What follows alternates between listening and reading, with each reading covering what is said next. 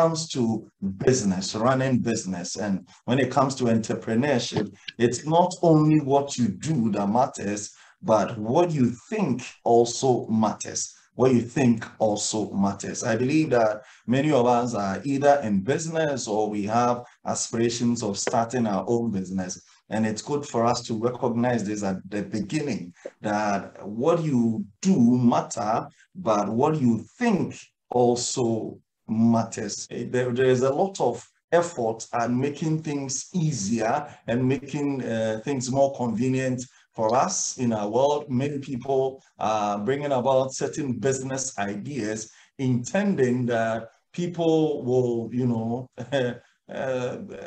have a better life, or that the world will change for the better. And many people are doing that now. There is a new generation that is out there now, that is approaching the business world with solid personal goals. They really have solid personal goals or targets that they have for their lives, and they expect to create something. Their desire is that they will create and develop something for the world. They use a lot of their creativity, and they do this having a lot of fun. They do this expecting that they will be rewarded. It is also easier to start a business. It is easier to enter into business right now than it used to be in the past when our parents were there. It was more difficult because you needed some brick and mortar and set up a place and begin to run what we now call business. But now it's not the same. And now there is e-commerce that is available. The internet is there. We have smartphone. We have apps that are all over the place. Anyone can start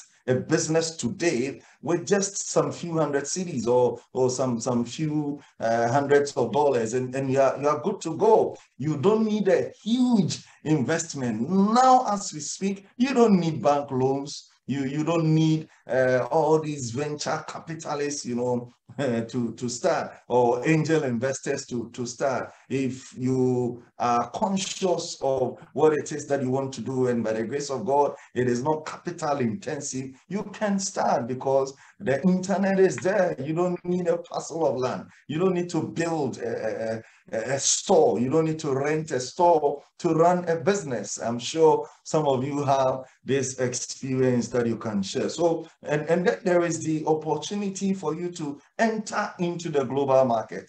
There is the opportunity to venture into markets far from where you live. Unlike the past, and because of internet and all these things, you can access markets beyond the space where you live, and you can scale up at any place, anywhere in the world. You can supply your products. You can strike business deals with people anywhere in the world. Now, what I'm saying is that it is easier compared to the more recent past. Now it is easier to venture into business. It is easier to set it up. It is easier to scale it up. It is easier to grow your business. And it's good that we have this at the back of our minds as we discuss our topic for tonight.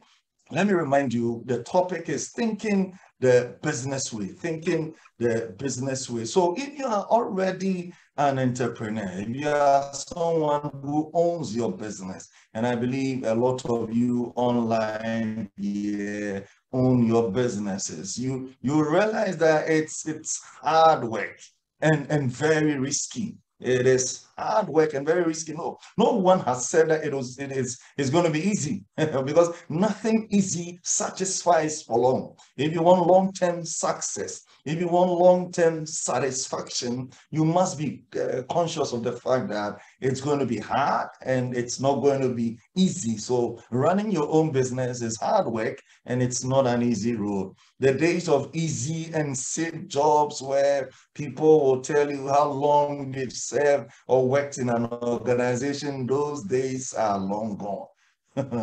Working in a large corporate organization, and look, those things are no longer satisfying. Even those in the corporate world, they are interested in moving, okay, building portfolios and building experience and building a certain pedigree, and that speaks to how much experience they have. So if we are talking about business, then we are talking basically about me putting some amount of resources and some amount of energy and some amount of time into a certain idea.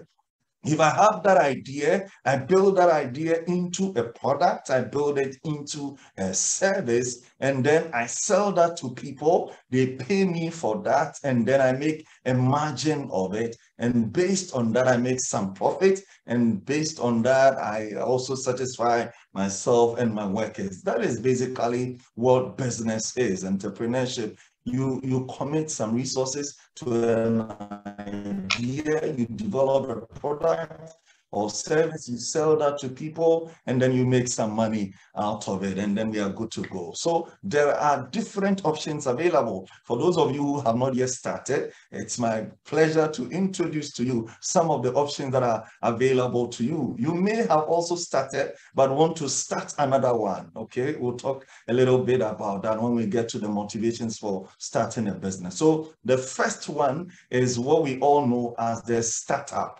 So the business startup, it is that business where you start it from the scratch. There's a laundry service close to where you live, and you find that this laundry service is doing very well. You have enough money. You go speak to them, you negotiate how much is it, and then you buy it.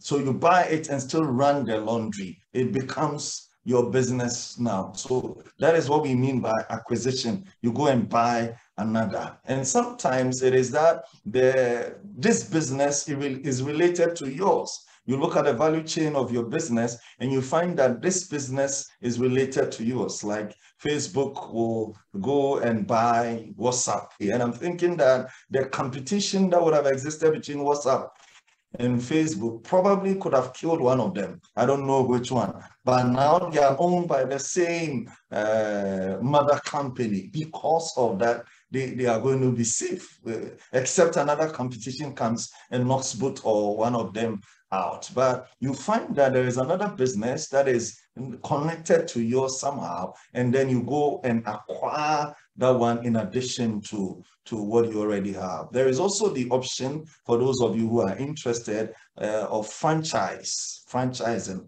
where you go and get the franchise from an existing, established, and very well-known business. You buy the franchise from them, or they give it to you at a fee, and then they charge you sometimes monthly, sometimes annually. They supervise your work. They give you some tips on how to run the business. They do some marketing and promotion for you, but you pay for it. We have those kinds of things in Ghana. So the popular one worldwide will be the franchise system that McDonald's is using. And now let me talk about the motivation for starting a business. Different people have their motivations for starting a business, and I'm sure if you are here, you can share what your motivation is. I'm going to talk about 4 different motivations that people have. You can share. If I touch on yours, you can let us know that yes, this is the reason why I started. The first one is survival. The first one is survival. So this is where someone starts a business, creates an enterprise with the intention of supplementing the income. So they have a certain income, it's not enough, or for the family, it's not enough. They decide that, okay, you start this business, or we start this venture, and then that gives us different options. We want the option of income coming in so we survive, or your salary is not enough, you need something to cushion you, then you start a business. So that is survival. If you have started that kind of business, you can share with us that mine is survival, and then we go to the second motivation for people starting business is for lifestyle. There are people who want a certain level of freedom, a certain space to be able to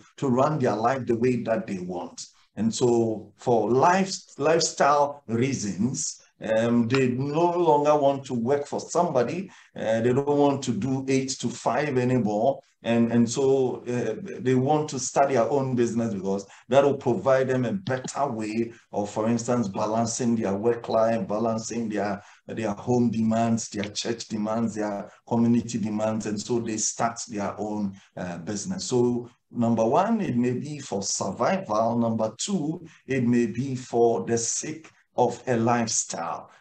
Maybe yours is a lifestyle. Let us know. For some people, it's about growth. They feel motivated to grow a business. And when they've grown the business, they grow it to the extent that the business can create wealth. They just enjoy starting a business that others get employed in it, and then they also are able to take care of themselves and their families. And then there is a fourth one, which is the serial entrepreneur. These are people who just enjoy starting businesses. All right. You meet them today, they've started one. The next time they started another business. The next time they started another business. They enjoy starting. So they are serial entrepreneurs. They have a lot of businesses that they've started. They start this one, it gets established, they hand it over to a team, they go start another one, and they go start another one. And they have several businesses that are out there. I'm sure if you cast your mind, you have examples in Ghana that you can reference for those that we call serial entrepreneurs. Now, so these are motivations for starting, and whatever your motivation is, you may be a startup, you may have inherited it, you may have acquired it, or you are running a franchise, or you are even giving franchise to other people, whatever the business may be. Tonight, what we are talking about is that you need a certain way of thinking, you need a certain mindset